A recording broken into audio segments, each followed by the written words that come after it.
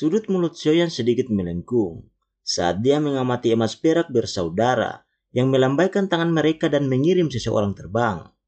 Taktik kedua orang tua ini memang sangat tidak tahu malu. Lelang adalah hal terpenting hari ini. Masalah yang terjadi sudah mencapai efek jera bagi orang-orang yang ada. Karena itu, sepertinya tidak akan ada orang bodoh lain yang datang dan mencari masalah. Karena kalian berdua tidak keberatan dengan gerbang Xiao kami yang mengambil alih kota Feng, bisakah kalian berdua duduk dengan tenang? Lelang akan segera dimulai. Xiaoyan tersenyum dan berbicara. Wajah emas perak bersaudara sedikit menegang saat mendengar kata-kata Xiaoyan. Mereka telah membuang wajah mereka hari ini, namun tidak ada pilihan lain. Mereka mendesah di dalam hati mereka, kemudian menatap Medusa yang dingin seperti es di samping Xiaoyan. Baru kemudian mereka tersenyum dan duduk di kursi mereka. Semuanya, apa yang terjadi sebelumnya hanyalah lelucon. Tolong jangan salahkan kami. Acara utama hari ini adalah lelang pil obat yang akan diadakan selanjutnya. Tatapan Xiaoyan beralih di emas perak bersaudara saat dia tersenyum pada banyak orang di aula dan tertawa. Area di bawah panggung terdiam sesaat. Setelah kata-kata Xiaoyan terdengar, gelombang kesepakatan mulai terlihat. Setelah adegan sebelumnya, bahkan orang bodoh pun tahu bahwa kekuatan yang dimiliki gerbang Xiao ini adalah sesuatu yang jauh melebihi harapan mereka. Karena itu, tidak ada yang berani buka mulut untuk memprovokasi mereka. Berbagai suara yang menjilat dan setuju mulai berulang kali muncul. Di tengah kesepakatan dan menjilat yang terdengar, Xiaoyan menoleh ke Xiaoli yang juga menghela nafas lega dan berkata sambil tersenyum, "Aku akan menyerahkan masalah ini kepada saudara kedua. Lelang kemungkinan akan dapat berjalan dengan lancar hari ini." Xiaoli tersenyum dan mengangguk. Bahkan saudara emas dan perak dilecehkan, meskipun kekuatan mereka yang sangat kuat. Siapa lagi yang akan berani membuat masalah hari ini? Setelah itu, Xiaoyan akhirnya membuka langkahnya dan berjalan menuju belakang panggung. Setelah melihat Xiaoli menganggukkan kepalanya, Medusa mengikuti di belakangnya seperti bayangan, sebelum menghilang di depan tatapan yang tak terhitung jumlahnya. Xiaoli melihat Xiaoyan dan Medusa pergi dengan matanya. Setelah itu, dia tersenyum dan melambaikan tangannya. Dua wanita membawa nampan perak dan naik ke atas panggung. Botol giok kecil di piring perak terlihat sangat menarik perhatian. Tidak lama kemudian, suara Xiaoli terdengar. Selanjutnya, ini adalah pil obat pertama di pelelangan kami. Xiaoyan duduk diam di ruang belakang panggung. Dia memegang cangkir teh hangat dan sesekali menyesapnya. Dari tempat ini, dia sama-sama bisa mendengar pelelangan berapi-api dikirim dari tempat pelelangan. Sepertinya, pil obat itu telah memperoleh efek yang cukup bagus. Xiaoyan memegang cangkir teh di tangannya. Dia tiba-tiba berbalik dan dengan lembut berbicara kepada Medusa. "Terima kasih banyak untuk hari ini." Medusa masih saja mempertahankan wajah cantiknya yang dingin di hadapan terima kasih dari Xiaoyan. Pinggangnya yang halus memperlihatkan lengkungan anggun yang dipenuhi dengan daya pikat. Itu menyebabkan seseorang tanpa sadar memiliki dorongan untuk memeluk dan bermain dengannya. Pada saat ini, emosi Medusa sangat kacau. Menurut karakternya, dia seharusnya mengabaikannya ketika Xiaoyan meminta sedikit bantuan padanya. Namun, ketika dia melihat kesungguhan dan harapan di wajah muda pihak lain, semacam emosi yang tidak biasa diam-diam merembes keluar dari dalam jiwanya, menyebabkan dia menelan penolakan yang telah mencapai mulutnya. Meskipun dia tahu bahwa jenis emosi yang tidak biasa ini pasti karena penggabungannya dengan roh Heaven Swallowing Python, pengaruh merayap semacam ini juga menyebabkan dia sangat frustasi. Di satu sisi, dia sangat ingin menampar dan membunuh orang yang berani menodainya. Di sisi lain, pengaruh di dalam jiwanya menciptakan keinginan tanpa sadar untuk berlama-lama di samping orang ini. Dua emosi yang saling bertentangan ini menyebabkan Ratu Medusa yang terkenal suka membunuh menjadi sangat aneh. Jangan terus memberikan wajah dingin seperti itu. Saya tahu bahwa alasan Anda menyetujui permintaan saya bagian besar karena pengaruh dari roh Heaven Swallowing Python. Oleh karena itu, saya tidak akan merasakan harapan yang besar dan berpikir bahwa Anda akan benar-benar memiliki emosi khusus terhadap saya. Soyan tidak bisa membantu tetapi menggelengkan kepalanya dan berbicara dengan senyum pahit saat melihat wajah Ratu Medusa yang sedingin es. Medusa mengangkat alisnya, tetapi dia tetap diam. Soyan meletakkan cangkir tehnya dengan lembut di atas meja dan mengusap kepalanya. Dia segera berbicara dengan agak canggung. Sebenarnya, tidak banyak dendam dan kebencian di antara kita. Saat di bawah tanah waktu itu, saya benar-benar tidak bisa mengendalikan diri saya. Semua masalah itu disebabkan oleh Fallen Heart Flame sialan itu. Dulu, jika kamu tidak membawa Heaven Swallowing Python, secara alami aku tidak akan terlibat denganmu. Terlebih lagi, jika saya diberi waktu yang cukup, saya pasti bisa menggabungkan roh dengan Heaven Swallowing Python, cepat atau lambat. Awalnya, dia lahir karena aku. Karena itu, dari sudut pandang tertentu, kami berdua adalah satu. Alis Ratu Medusa langsung menjadi vertikal saat mendengar bahwa Soyan sebenarnya ingin mengesampingkan semua tanggung jawabnya. Dia mengatupkan gigi peraknya dan berbicara, jika kamu tidak membawa Heaven Swallowing Python bersamamu, semua masalah yang merepotkan ini tidak akan ada sekarang. Aku juga tidak akan dibawa ke bawah tanah olehmu. Sekarang, kamu masih berani memberitahuku bahwa kita tidak memiliki banyak dendam satu sama lain. Shoyan tertawa getir sekali lagi. Dia membenturkan kepalanya yang agak sakit dan berkata, saat itu, saya tidak menyadari bahwa Heaven Swallowing Python adalah sesuatu yang telah Anda ubah. Selain itu, Anda juga mengatakan bahwa Heaven Swallowing Python dan Anda adalah hal yang berbeda. Anda juga mengatakan bahwa saya memperlakukan anak kecil itu seperti hewan peliharaan saat saya membesarkannya. Oleh karena itu, hal tersebut menyebabkan Anda sebagai seorang ratu telah kehilangan muka. Namun, surga dapat menyaksikan bahwa saya bisa memperlakukan dia seperti leluhur kecil saya. Aku bahkan membiarkannya meminum Amethyst Lion Essence seperti air. Itu adalah sesuatu yang bahkan saya enggan untuk mengkonsumsinya. Bukankah ini perlakuan yang baik? Shoyan dengan keras menyatakan dirinya tidak bersalah. Medusa terkejut saat mendengar jawaban Shoyan, yang menunjukkan bahwa dirinya telah dianiaya. Dia tidak menyadari apakah Shoyan menjadikan Heaven Swallowing Python seperti leluhur kecil di dalam hatinya. Namun, dia memang sering memberikan Amethyst Lion Essence kepada Heaven Swallowing Python untuk dikonsumsi. Ini adalah sesuatu yang sangat dia sadari. Wajah Ratu Medusa yang dingin dan acuh tak acuh mulai sedikit mencair saat pikiran ini berlama-lama di dalam hatinya. Namun, sebelum Shoyan bisa bersuka cita di dalam hatinya, Medusa tampaknya telah mengingat sesuatu saat wajahnya sekali lagi menjadi ganas. Dia dengan dingin berbicara, bahkan jika saya bisa berhenti peduli tentang masalah itu, Anda tidak dapat menemukan alasan untuk hal yang tidak tahu malu yang Anda lakukan terhadap saya saat saya masih di dalam kondisi terlemah saya. Menurut aturan ras ular kami, jika tubuh kita dilanggar ketika kita tidak mau, kita harus mengambil kepala manusia dari orang yang melanggar tersebut. Setelah itu, kita harus membuangnya ke kolam suci kami dan membiarkannya terkikis sampai habis. Wajah Shoyan menegang saat mendengar ini. Dia tiba-tiba merasakan lehernya menjadi dingin. Wanita ini, apakah dia benar-benar berencana mengambil kepalanya untuk menyelesaikan masalah ini? Sudut mulut Shoyan bergerak sedikit. Dia tidak bisa menahan dorongan untuk berteriak bahwa dia tidak bersalah. Ketika dia berada di bawah tanah, dia dikendalikan oleh keinginan yang terbentuk dari Fallen Heart Flame. Oleh karena itu, dia hanya bisa mengingat masalah tersebut setelah semuanya terjadi. Dia bahkan tidak memiliki sedikit perasaan di dalam hatinya. Harus diketahui bahwa itu adalah pertama kalinya dia melakukan hal tersebut. Anda harus memperbaiki pil pemulihan jiwa setelah kesepakatan kita selesai. Pada saat itu, saya akan menyelesaikan dendam ini sendirian. Medusa benar-benar mengabaikan wajah kaku Sioyan saat dia berbicara dengan senyum dingin. Selain itu, Anda bisa melupakan mencoba menunda masalah ini.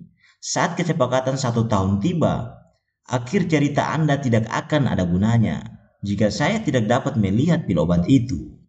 Tubuh Medusa bergetar begitu kata-katanya terdengar. Setelah itu, dia perlahan menghilang dari kursinya. Soyan tanpa daya menggelengkan kepalanya saat dia melihat sosok Medusa yang menghilang. Memang tidak mudah menipu wanita ini. Dari kelihatannya, dia hanya bisa memperlambat masalah ini. Untung saja, masih ada waktu yang cukup lama sampai kesepakatan itu selesai. Dia masih bisa mencoba memikirkan cara lain. Hahaha, aku benar dibuat pusing kali ini. Jari Shoyan mengusap pelipisnya. Dia tidak dapat memikirkan solusi apapun. Hanya bisa mengangkat kepalanya dan meratap. Lelang berlanjut hampir sepanjang hari. Sebelum berakhir sempurna tepat saat langit berangsur-angsur gelap. Keuntungan dari lelang ini mungkin adalah sesuatu yang telah diketahui Xioli dan Xiaoyan. Tetapi mereka masih merasakan kegembiraan liar saat ada yang melapor keuntungan tersebut. Dengan jumlah uang ini, Xiaoyan tidak hanya dapat memperoleh semua bahan obat yang telah dia pesan, tetapi kelebihannya juga akan memungkinkan gerbang Xiao mengumpulkan ahli secara luas. Tentu saja, karena Xiaoyan masih membutuhkan kekuatan dari 3 faksi besar yang telah berusaha keras untuk lelang ini. Xiaoyan mengambil sejumlah uang dari pendapatan lelang yang ada. Kemudian, dia membagikannya ke 3 faksi besar tersebut.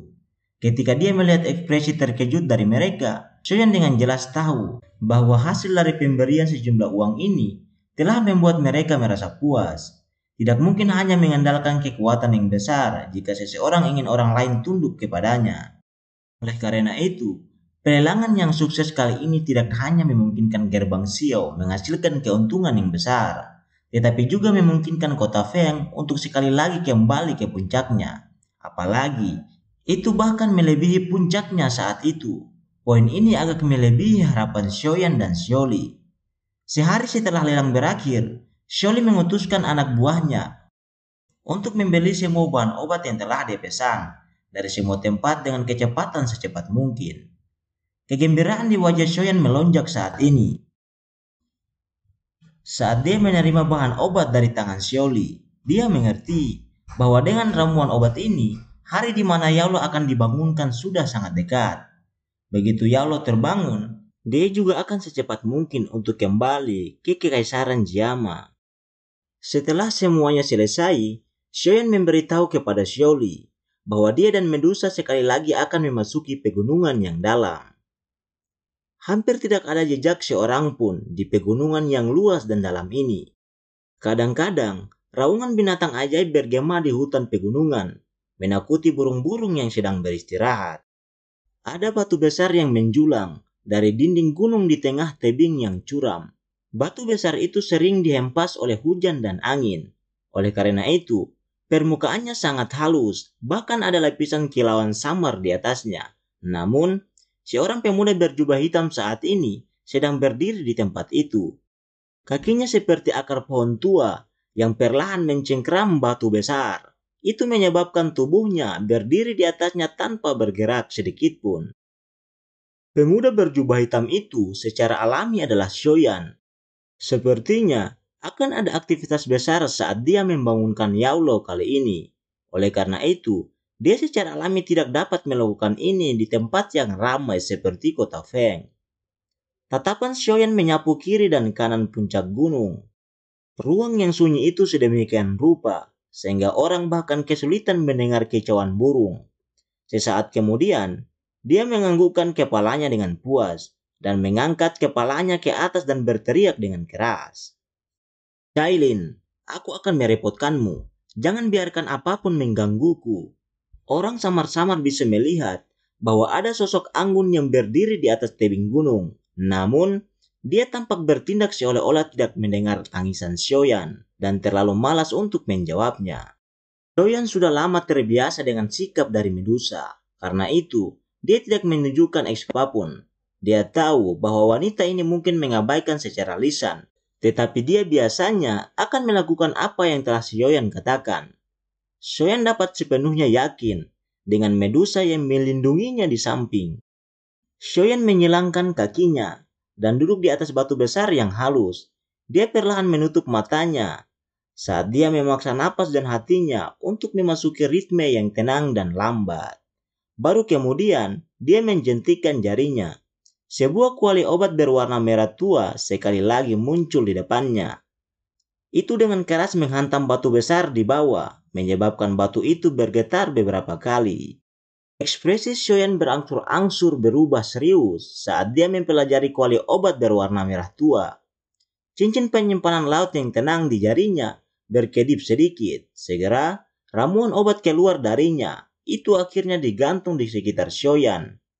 Munculnya ramuan obat ini agak aneh, namun aroma tidak biasa yang mereka keluarkan secara samar bisa menyebabkan jiwa seseorang mendapatkan perasaan nyaman. Senyum di wajah Sioyan semakin kaya saat dia mengendus wewangian obat yang tidak biasa. Semua bahan obat ini memiliki efek yang baik untuk kekuatan spiritual seseorang. Sioyan menjentikkan jarinya dengan lembut, dan segumpal glazed lotus flame menyala dan muncul. Akhirnya, itu bermain seperti roh api dan menari di sekitar jari Sioyan dengan sengit. Pergilah. Dengan teriakan lembut, segumpalan glazed lotus flame keluar dan memasuki kuali obat. Tiba-tiba, mengembang dan berubah menjadi nyala api yang mengembang. Nyala api menggeliat di dalam kuali obat. Sesaat kemudian, jari panjang Sioyan dengan lembut dijentikan ke bahan obat yang digantungkan di depannya. Dengan cara yang terampil, ia menembak ke kuali obat. Bahan obat dibungkus oleh api hijau tua. Sesaat kemudian, itu ditembakkan ke dalam kuali obat. Namun, suhu yang sangat tinggi tidak segera menghancurkannya. Sebaliknya, ramuan itu memancarkan cahaya yang samar, seperti giok putih saat dibakar. Sioyan tidak terlalu terkejut saat melihat ini. Dia tahu bahwa obat yang memiliki kemampuan untuk membalas nyala api adalah obat yang dapat menyembuhkan kekuatan spiritual seseorang. Seperti ramuan obat bernama ginseng tulang giok salju yang dilemparkan ke dalam kuali obat ini. Mungkin dinamai ginseng, tetapi bentuknya mirip dengan tulang putih seperti batu giok. Itu memiliki ketahanan yang sangat kuat terhadap api. Jika seseorang ingin menggunakan api biasa untuk memurnikannya, dia mungkin tidak memperoleh banyak hasil, bahkan setelah melakukannya selama setengah tahun atau bahkan setahun. Oleh karena itu, Sioyan tidak terkejut karena itu bisa menahan pemanggangan dari glazed lotus flame. Seseorang tidak boleh memiliki hati yang cemas saat memurnikan ramuan obat semacam ini. Semuanya harus dilakukan dengan sabar. Sioyan menyaksikan nyala api yang ganas di dalam kuali obat. Sesaat kemudian, dia perlahan menutup matanya. Dia tahu bahwa meskipun kekuatan glazed lotus flame mencoba untuk memperbaiki ginseng tulang giok salju ini, setidaknya akan membutuhkan beberapa hari. Meskipun Sioyan sudah mengantisipasi ketahanan api dari ginseng tulang giok salju, dia mau tidak mau terasa tercengang. Saat melihat bahan obat itu baru mulai meleleh pada hari ketiga. Ramuan obat yang mampu mengobati roh memang berbeda dari ramuan obat yang biasa. Sioyan menenangkan hatinya dan perlahan menyempurnakannya. Hanya pada hari kelima, barulah ginseng tulang giok salju yang sangat keras itu benar-benar meleleh, menjadi gumpalan cairan kental seputih salju. Sioyan memindahkan cairan kental seputih salju itu. Ia menaruhnya di kuali obat dengan suhu yang lebih rendah dan memanggangnya dengan api yang lambat. Dia kemudian melemparkan ramuan obat lain yang sama sulitnya untuk disuling. Dia sekali lagi mulai memperbaiki hal yang membosankan. Tidak ada konsep waktu di pegunungan. Waktu berlalu dengan tenang, melewati jari-jari seseorang. Bahan obat yang ditangguhkan di depannya secara bertahap disempurnakan, menjadi berbagai cairan obat berwarna di dalam kuali obat. Semua bahan obat akhirnya benar-benar disempurnakan sekitar 1 bulan setelah Sioyan memasuki pegunungan yang dalam. Setelah itu, dia menghabisi 7 hari untuk menggabungkan semua cairan obat ini. Sioyan menyaksikan sekelompok cairan kental yang memancarkan kilauan samar di dalam kuali obat. Dia akhirnya menghela nafas lega, seolah-olah dia telah melepaskan beban yang berat. Meskipun dia tidak memurnikan pil obat kali ini, itu adalah waktu terlama yang dihabiskan Shoyan di depan kuali obat. Tubuhnya telah duduk di depan kuali obat tanpa bergerak selama lebih dari sebulan. Dia berulang kali mengarahkan Doki untuk menambah nyala api di dalam kuali obat. Jika Shoyan belum maju ke kelas doang dan metode flame mantra belum berevolusi ke tingkat D, pemrosesan semacam ini kemungkinan besar akan mengakibatkan dia jatuh dari batu besar karena kehabisan Dokinya.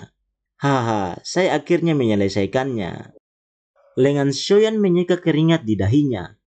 Meskipun langkah-langkah penyempurnaan pil semacam ini membosankan dan menghabisi kekuatan spiritual seseorang, tetapi itu memiliki manfaat yang sangat besar untuk melatih kendali api seseorang. Shoyan beristirahat selama lebih dari 10 menit setelah menyelesaikan penggabungan cairan obat. Hanya setelah itu, dia sekali lagi menguatkan perhatiannya sebelum mengalihkan pandangannya ke cincin hitam tua yang tampak kuno. Dia ragu-ragu sejenak sebelum perlahan melepaskannya. Shoyan memegang cincin itu dengan lembut di tangannya. Sesaat kemudian, dia tiba-tiba mengatupkan giginya dan melempar cincin itu ke dalam kuali obat. Api hijau tua dengan tergesa-gesa menyerbu ke depan saat cincin hitam tua memasuki kuali obat. Namun, kekuatan tak terlihat melonjak secara otomatis dari cincin hitam, tepat saat api akan mendekati cincin. Setelah itu, kekuatan ini mengisolasi cincin dari nyala api. Pertahanan diri otomatis, sepertinya cincin guru juga bukan benda biasa. Shoyan kaget saat melihat reaksi cincin itu. Dia langsung tersenyum. Dengan jentikan jarinya, cairan kental berwarna-warni itu berjatuhan, dan akhirnya membungkus cincin hitam pekat itu. Shoyan tersenyum tipis saat dia telah berhasil membungkus cincin hitam pekat itu dengan cairan warna-warni. Dia segera mengganti segel tangannya, dan api hijau tua yang lemah di dalam kuali obat tampaknya telah pecah. Itu mengeluarkan suara dan melonjak ke depan, menyapu kumpulan cairan berwarna-warni ke dalamnya.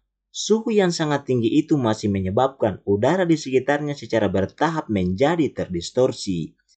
Di bawah kendali Shoyan, cairan warna-warni tidak menimbulkan banyak perlawanan terhadap nyala api hijau tua. Permukaannya yang ganas secara bertahap mulai membentuk gelembung udara di tengah suhu yang sangat tinggi. Uap yang tidak terlihat akan ditekan dan melewati cairan obat ketika gelembung udara pecah. Akhirnya, itu akan segera diam-diam bergabung dengan cincin penyimpanan hitam. Waktu perlahan mengalir saat gugusan cairan berwarna-warni yang seukuran telapak tangan perlahan mulai menyusut. Jelas, efek pengobatan dari penyembuhan roh seseorang telah benar-benar menguap ke dalam cincin di bawah tekanan suhu tinggi di sekitarnya. Cairan obat semakin menipis. Di bawah tatapan gembira Shoyan, lapisan cahaya samar yang menandakan kehidupan secara bertahap melonjak ke permukaan cincin hitam. Guru, Anda telah tertidur selama 2 tahun. Saatnya untuk bangun dari tidurmu. Cerita pun berakhir. Jangan lupa untuk like, komen, dan subscribe. Terima kasih telah menonton video ini, dan sampai jumpa di video selanjutnya.